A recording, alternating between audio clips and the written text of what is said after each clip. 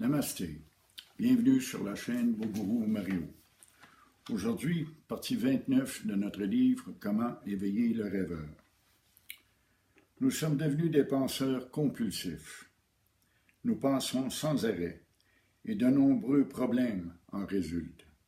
Angoisse, anxiété, stress, insomnie et plus encore. Sans compter tout ce que nous faisons ou ne faisons pas pour essayer de cesser ce flot de pensées. Nous consommons drogue, alcool, médicaments. Nous accumulons les expériences émotives, affectives et sexuelles. Nous dépensons pour ne plus penser. C'est là un dangereux piège duquel il est difficile de se sortir. De plus, nous devenons esclaves de nos pensées. Parce que le mental me dit que je dois posséder telle ou telle autre marque d'auto ou de vêtements pour être heureux, je suis obligé de la posséder. Parce que le mental me dit que je ne suis qu'un bon à rien, je le crois. Nous devenons des petits pantins contrôlés, dominés, manipulés sans arrêt par le mental, par l'ego. Et nous croyons être une race supérieure, dominante, une espèce que s'évoluer que toutes les autres sur la planète. Il y a lieu de se poser la question. Effectivement, ne sommes-nous pas devenus des esclaves de la pensée? Tout ce que la pensée nous commande, tout ce que la pensée nous donne, tout ce que la pensée nous révèle, nous le croyons. Nous croyons nos pensées. Or, l'Advaita Vedanta nous apprend que nous ne sommes ni le corps, ni les pensées, ni les émotions. Nous sommes quelque chose de beaucoup supérieur à cela. Nous sommes des êtres divins. Dès le début, il est essentiel de commencer à pratiquer cette forme d'attention vigilante, afin de prendre conscience de ces différents faits et de commencer à exercer un certain pouvoir dessus. Effectivement, c'est par la vigilance, par l'attention que nous pouvons commencer à exercer un pouvoir sur ce flot de pensée et cet autodialogue incessant. Or, nos possibilités sont très restreintes. Nous sommes presque impuissants devant notre mental et ce flot de pensée. N'est-ce pas un fait? Quand une pensée se présente, généralement, nous sommes incapables de la contrôler. Nous sommes incapables d'y dire non. Nous embarquons toujours dans le bateau. On se fait toujours prendre par le grand prestidigitateur qu'est le mental. Notre seul véritable pouvoir est de faire en sorte de calmer le mental, de cesser les pensées. C'est là notre seul pouvoir. Quand bien même metterions-nous beaucoup d'efforts à transformer notre façon de penser, cela ne change rien. En supposant que je vois le monde avec des lunettes noires et que tout me semble sombre et négatif, quand bien même je m'adonnerais à la pensée positive, par exemple, et que je mettrais des lunettes roses, le monde demeurerait ce qu'il est. Mais c'est dans ma tête qu'il serait différent. Je verrais tout en rose et ce n'est pas mieux. Ce n'est guère la meilleure méthode. Là, nous avons un pouvoir, c'est-à-dire dans le fait de cesser de penser.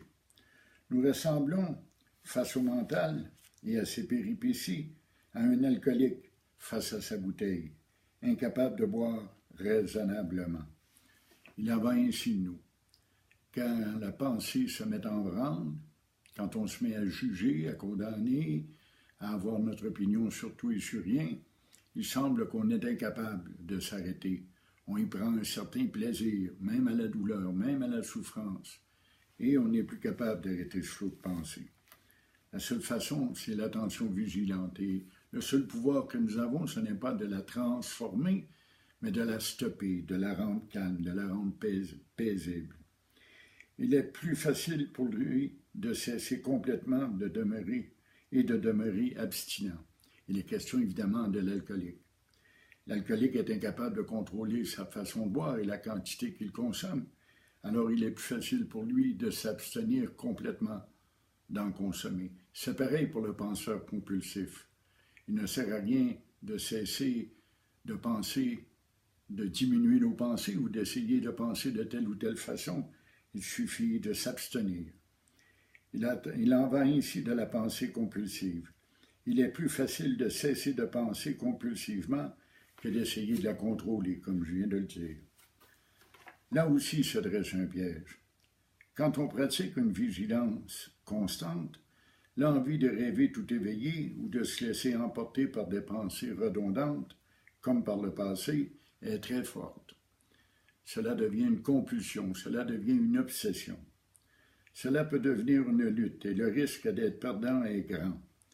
Il est plus facile de cesser complètement et de ne pas se permettre de retomber dans cette vieille habitude malsaine, et ce, malgré le manque et l'envie. En somme, nous devons agir face à notre système de pensée compulsif de la même façon que l'alcoolique face à la substance.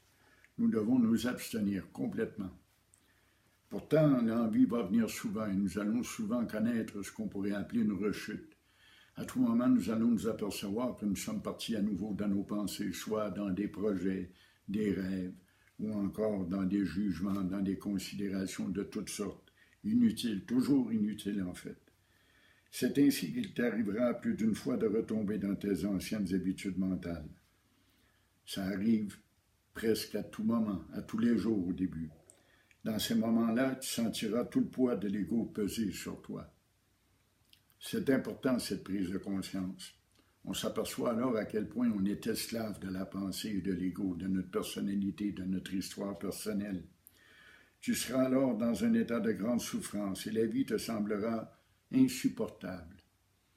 Effectivement, quand on prend conscience de la folie qui nous habite, l'ego devient un poids énorme à supporter. En effet, quand on a connu un état sans pensée, revenir dans un cafouillis mental est une vraie torture. Par la pratique aussi de la méditation, nous apprendrons comment apaiser les pensées. Mais ça ne se fera pas en un clin d'œil. Les pensées vont revenir et revenir et revenir des dizaines, des centaines, des milliers de fois. Et à chaque moment, nous devrons revenir à l'attention et à la vigilance constante. C'est un travail de tout instant, mais ça en vaut la peine, parce que lorsqu'on calme le mental, on commence à goûter à la paix. L'attention est une clé passe-partout sur le chemin de l'éveil. Elle ouvre toutes les portes. Associée à la méditation, elle devient comme une lame tranchante qui permet de couper le cordon mental qui te relie à ce monde illusoire. Quel beau paragraphe. L'attention est une clé passe-partout sur le chemin de l'éveil. Elle ouvre toutes les portes. Associée à la méditation, elle devient comme une lame tranchante qui permet de couper le cordon mental qui te relie à ce monde illusoire. On devrait mettre ce petit paragraphe en caractère gras, tellement il me semble important. Voilà une part de cette vérité dont il était question au début. La vie est un rêve. Pour le profane, elle est une construction imaginaire. Elle est une construction mentale. Elle ressemble à un film projeté sur un écran. La conscience est l'écran et le film parle de ton propre esprit. C'est toi qui projettes le film de ta vie. Grâce à l'attention, la pensée cesse progressivement. Autrement dit, on perd l'habitude de penser, comme disait Sri Aurobindo. Les moments de paix, de sérénité sont de plus en plus fréquents. La vie se poursuit lorsque la pensée cesse. La vie n'arrête pas. On continue de vivre et d'agir, on continue d'exécuter nos tâches quotidiennes et de faire ce qu'on a à faire, sauf qu'on les fait dans la paix, dans l'amour, dans le bien-être. Ou encore, ce monde peut être comparé à un spectacle de marionnettes. Tu vois les pantins, mais tu es incapable de voir celui qui en tire les ficelles. Plus encore, si tu peux voir les pantins, c'est que tu n'en es pas un toi-même. Voilà une belle affirmation. Je suis capable de prendre conscience de mon corps, de mon mental et de son activité, prendre conscience également des émotions qui naissent en moi. Donc, si je peux en prendre conscience, c'est que je ne suis pas ce pantin, je suis le témoin des agissements et des actes et des pensées de ce pantin. Je ne suis pas le pantin. Tu es celui qui observe les pantins. Tu es le sujet et non l'objet. Maintenant, imagine que ces marionnettes soient très sophistiquées. Tu peux voir à travers leurs yeux, entendre par leurs oreilles, etc. Voilà ta vraie condition. Ton corps et son mental sont des pantins élaborés dont tu te sers pour percevoir le monde. Mais ce n'est pas toi qui tires les ficelles. Tu n'es que le spectateur et tu contemples le spectacle. Ce que nous sommes, c'est la conscience primordiale, la conscience derrière la conscience individuelle.